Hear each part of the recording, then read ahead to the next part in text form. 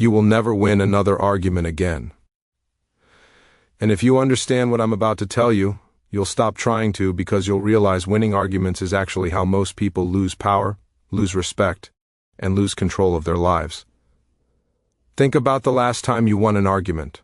Maybe it was with your partner, your coworker, or that guy online who just had to be corrected. You proved your point. You had the facts. You walked away technically right, but did anything really get better? Did your partner suddenly feel closer to you? Did your coworker become easier to work with? Did your boss quietly put a promotion in your file because you demolished someone in a meeting? Probably not. In fact, if you noticed carefully, the more right you were, the colder the room got. Machiavelli understood something music that most people never figure out. The person who wins the argument often loses the war. The goal is not to defeat people in conversation. The goal is to quietly steer outcomes in your favor without triggering resistance, ego, or retaliation. That's the trick. And that's why the most powerful move in any argument is to never enter one in the first place. So how do you actually do that in real life without becoming a doormat, without letting people walk all over you? How do you never argue and still get what you want? Let's break it down like Machiavelli would. Cold, clear, practical. Not about being nice, not about being aggressive, about being effective. First, we have to redefine what winning even music means. Most people treat arguments like a sport. Someone scores points, someone gets humiliated, someone walks away angry. That's entertainment, not strategy. From a Machiavellian perspective, you only win when three things happen. 1. The outcome moves closer to what you want. 2. Your reputation and relationships stay intact or improve. 3. The other person believes they were treated fairly or even thinks it was their idea. If your win damages one of those three, it's not a win. It's a short-term ego hit that costs you long-term power. So, the first mental shift is this. Your goal is not to win arguments. Your goal is to control direction, to shift situations, to influence decisions. Quietly, once that clicks, the whole way you talk to people changes. Now, here's Machiavelli's trick in simple terms. Never fight on a battlefield you didn't choose. Most arguments are invitations. Someone tosses a challenge at you. A rude comment, a criticism, a political opinion, a jab in front of others. Your reflex is to music defend, to push back, to show you're smart, you're right, you're not to be messed with. That reflex is the trap. The moment you react, they've chosen the topic, they've chosen the tone, they've chosen the emotional state. You are now music playing on their battlefield. So, step 1 to never argue is this. Stop accepting invitations. You do this in 3 ways. By controlling your ego, your tone, and your questions. Let's start with ego because this is where most people get wrecked. Say you're in a meeting. Your colleague says, "I don't think your plan makes sense. We tried something like that 2 years ago and it was a disaster." Instantly your ego flares up. You want to say, "This is nothing like what we did 2 years ago. Did you even read the proposal?" And maybe you're right, but if you go there, what happens? You music and this person are now in a public debate. Everyone's watching. They feel attacked. You music feel attacked. Whoever wins, somebody walks out with a grudge. Instead, the Machiavellian move is to diffuse the battlefield itself. You look at them and say, "That's a good point. What went wrong last time, from your perspective?" That single sentence does 3 things. You validate them just enough so they don't feel the need to keep attacking. You shift the frame from, "I'm defending" to, "I'm gathering intel." You buy time to understand what you're really up against. Now the spotlight is off you and on the past failure. You're no longer the one being music judged. The previous attempt is, you're asking for information, you're curious, you're listening. Do you see how that completely changes the energy? There's no argument, there's analysis. And analysis is easier to control. Machiavelli would say, when someone attacks your idea, don't answer their words, answer their motives. Are they protecting their status, their territory, their insecurity, their version of the story? You can't see that if you're busy trying to sound clever. So, the first real rule of never argue is when you feel your ego wanting to jump in, ask a sincere question instead. Walk me through how you see it. What worries you most about this? Tell me more about why that matters to you. People rarely say no to a chance to explain themselves. And when they're talking, they're not attacking. You're gathering information, and information is power. Now let's take this outside of work for a second. You're at home. Your partner says, "You never listen to me." Music, you're always on your phone. You don't care about what I'm going through. If you respond with, "That's not true, I do listen," you're overreacting, congratulations, you're technically allowed to defend yourself, but you just walked into a screaming match. You tried to win the argument and you just lost the emotional war. Try this instead. You're right. I have been on my phone a lot. What do you feel I'm missing right now? See the difference?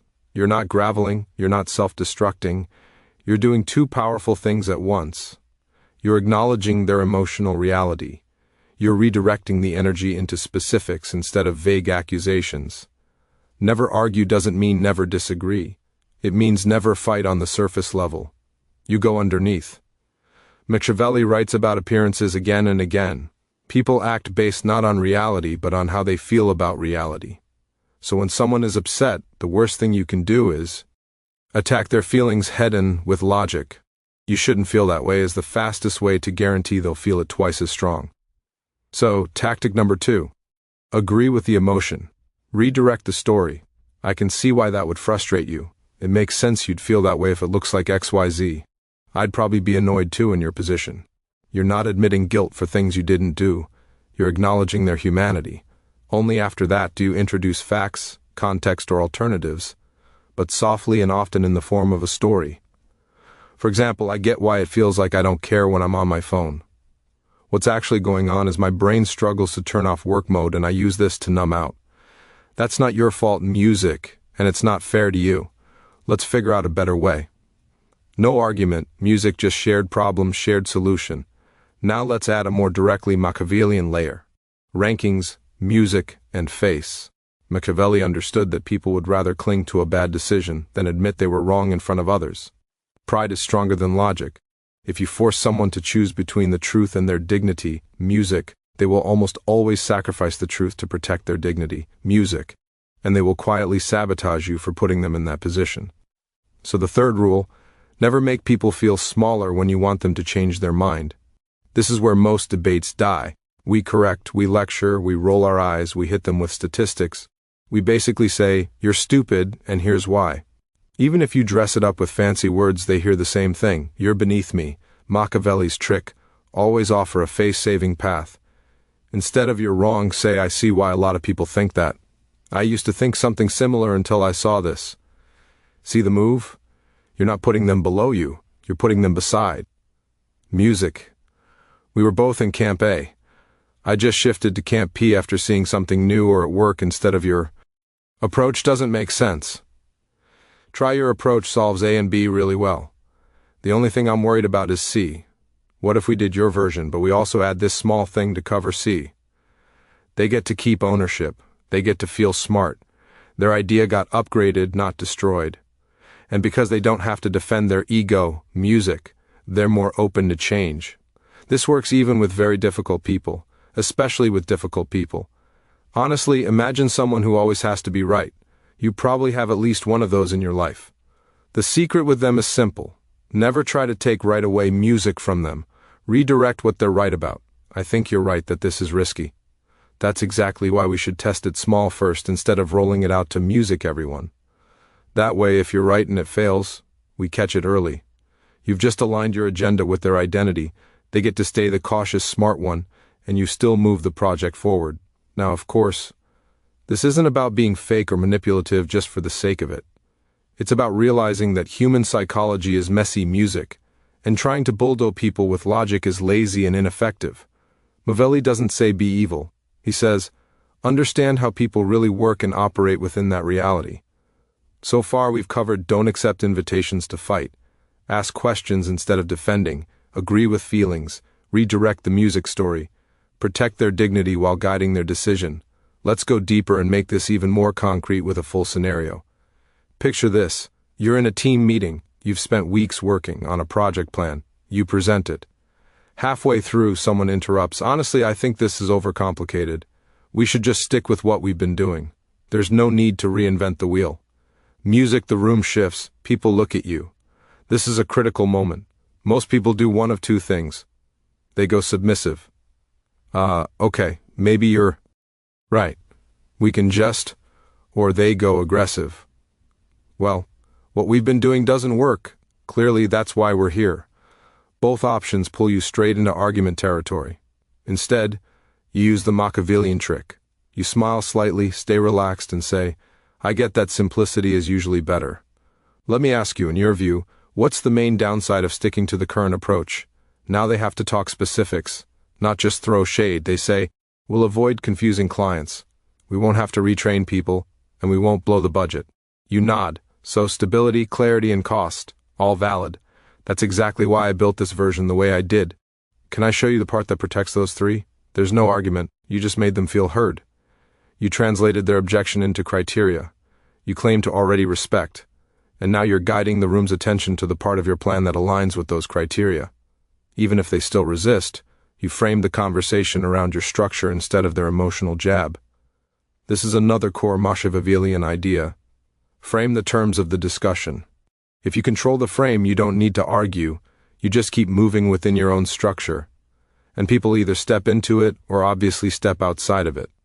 Let's move into personal life again, but this time something heavier. Say you have a family member who always criticizes your life choices, your career, your relationship, your parenting, and you feel that familiar heat rising every time they start one of their speeches. The easy path is to get defensive or avoid them completely. But sometimes you can't avoid them. So what do? First, you pre-decide your battlefield. You tell yourself, "I'm not here to convince them. I'm here to protect my peace and make sure they don't influence people around us against me." That's your objective. When they say, "I still don't understand why you quit that stable job. It was such a mistake." Instead of arguing about stable job versus new path, you calmly say, "I get that it doesn't look like a wise decision from the outside. You've always valued stability. I value music growth and challenge more. We're just operating from different priorities. You separated perspectives instead of arguing over facts. If they push, well, you'll regret it. Music, you respond, maybe I will, maybe I won't. But it's a decision I'm willing to live with. You're not fighting, you're not trying to win. You're drawing a boundary with no drama. That's power. It's not showy, but it's there. Sometimes Machiavellian wisdom is not about twisting music others. It's about being untwistable. Now, let's talk about a more subtle tactic, letting people think it was their idea. Machiavelli would tell rulers to plant ideas slowly and directly, so that when people finally came around, they defend those ideas like their own children. You can do the same in everyday music life. Let's say you want your team to adopt a new tool. You know if you come in and say, "We're switching to this, it's better. Here's why." You'll face resistance. People hate change even if the change is obviously better. So instead, a few weeks earlier, you start asking around, "What do you hate most about our current system? If you could wave a magic wand and fix one thing about how we work, what would it be? How much time do you think we're losing every week because of X?" You listen. You let them music complain. You note their pain points. Later, when you introduce the new tool, you say, "A bunch of you mentioned that we're losing time because of A and B, and the reporting is always messy. I found something that might solve exactly those issues. Can we test it with a small group?" It feels like an answer to their problem, not your bright idea. They laid out the problem. You just connected music, the dots. You don't need to argue. The problem itself does the convincing, the core lesson here. When you want to move people, make the movement feel like an answer to their own complaints, values, or desires, not a correction to their beliefs. By the way, let's address something directly. Is this manipulative? It can be, sure, in the wrong hands. Anything powerful can. But the reality is people already do this unconsciously all the time. Ads, politics, social media, even family dynamics. Everyone is using some version of these tactics. The difference is whether you're blindly reacting to it or consciously steering your life in the middle of it. You can use this to win petty fights, or you can use it to keep your sanity, improve your relationships, and stop bleeding energy into arguments that never really change anything. Let's move into rapid-fire practical tactics you can start using immediately. Tactic 1, the temperature check. When a conversation starts to feel heated, instead of pushing your point harder, you name the tension. It feels like this is getting a bit tense. I don't want us to turn this into a fight. Let's figure out what we're actually trying to solve here. Most people have never heard someone say that calmly. It breaks the spell. You're not surrendering. You're changing the game from me versus you to us first problem. Tactic 2, the time delay. Machiavelli would tell rulers never to make decisions music in the heat of emotion. Same goes for you when someone tries to drag you into an argument by time. You know what? I don't want to answer that, off the cuff. Let me think about it and come back to you. You don't owe anyone an instant reaction. And in that space, your emotions cool, your brain turns back on, and you can choose your response instead of reacting. Tactic 3, the written channel. In the modern world, one way to never argue is to move conflict into a medium where emotions are lower. If a situation at work is getting emotionally loaded in verbal conversations, suggest summarizing in writing. Let me write out how I'm seeing this and send it to you, and you can add your perspective. Written words slow people down. They have to think. They can't shout or interrupt. It's not perfect, but it gives you more control. Tactic 4, the third-party frame. When you're stuck in a clash of opinions, instead of going back and forth as me as you, introduce music, an external standard. At the end of the day, our customer doesn't care which one of us is right. They care about 10th. So, which option serves that better? Given the company's goal this quarter is Y, which approach gets us closer? You're removing your ego and theirs from the center and pointing at something larger. It's hard to argue against a shared objective without revealing your pettiness. Tactic 5, silence. Most people are terrified of silence. They fill it with justifications, excuses, extra arguments. But if you can learn to sit in a moment of silence without fidgeting, you become very powerful in conversation. When someone says something provocative, sometimes the best response is a calm look and a pause. Often they'll backpedal, soften, or explain themselves better without you saying a word. Sometimes the absence of argument is more unsettling and effective than any clever comeback. Now, there's one more angle we need to cover, or this would music all be incomplete. When to walk away on purpose. Machiavelli would say, if a situation gives you all the signs that you cannot control it, you don't music stay and fight harder. You withdraw, you reposition, you come back later on. Better terms. Or you don't come back at all. There are some people you will never convince, not because your arguments aren't good, but because their identity is fused with being against you or against what you represent. A parent stuck in a certain mindset. A colleague who sees you as a rival. An online stranger who gets a dopamine hit every music time they disagree. Trying to win those people is like trying to teach a wall to understand you. Music the wall is not the problem. Your choice to keep talking to. The wall is. So, one of the most Machiavellian power-preserving things you can do is to quietly label some people in your mind as no music argue zones. I don't explain my life to this person. I don't defend myself to this person. I don't debate ideas with this person. You stay polite, you stay calm, but you don't offer your energy. Music, you let them talk. You nod once in a while. You change the subject or you excuse yourself. That's not weakness. That's choosing where your influence actually has a chance to matter. Let's bring this together in a simple mental model you can carry with you. Before you get pulled into an argument, ask yourself 3 questions. 1. What outcome do I actually want here? Not being right. What do I want to happen? 2. What does this person really want? Safety, status, music control, respect to be heard. 3. How can I move us closer to my outcome while letting them keep what they care about? Once you see those answers, you almost never need to argue. You just pick tactics, music that align with both.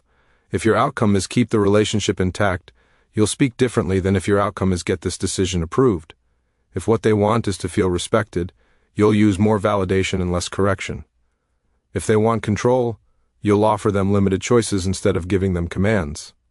For example, let's say you want your partner to go to therapy with you, but they're resistant. If your goal is to win an argument, you'll start with, "You need therapy." You always blow up over small things.